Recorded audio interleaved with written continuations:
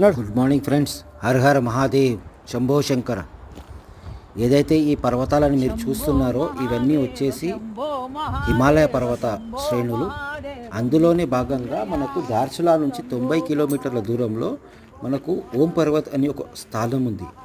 ఆ స్థానం ఏంటిదంటే సాక్షాత్తు కైలాసం. శివుడు తన పరివారంతో ఉండే స్థానమే కైలాసం. మనము ఇక్కడ చూడగలిగితే పార్వతీ పర్వతము మరియు గణేశుని పర్వతము, కుమారస్వామి, నంది, భృంగి, శేషనాగ పర్వతము, ప్రతి ఒక్క పర్వతము మనకి ఇక్కడ దర్శనమిస్తాయి. పర్వత రూపంలో కనిపిస్తారు వాళ్ళందరూ. అదిగో ఇదిగో మనకు కనిపిస్తున్న విజువల్లో ఏదైతే కనిపిస్తున్న పర్వతమో స్ట్రేట్గా ఉందో అదే ఓం పర్వత్. సాక్షాత్తు ఓం ఆకారంలో ఉన్న పర్వతం. ప్రపంచంలో ఇలాంటి పర్వతము మరీ ఎక్కడా లేదు. సాక్షాత్తు శివుడే ఇక్కడ ఉన్నాడు అనే దాఖలాలు ఉన్నాయి.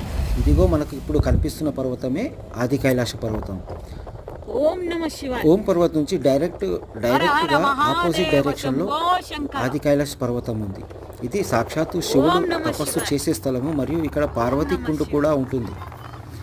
పార్వతీదేవి కుండ అంటారు, పార్వతీ సరోవర్ అంటారు. ఇది ఓం పర్వత్. ధన్యవాదాలు. హర హర మహాదేవ్.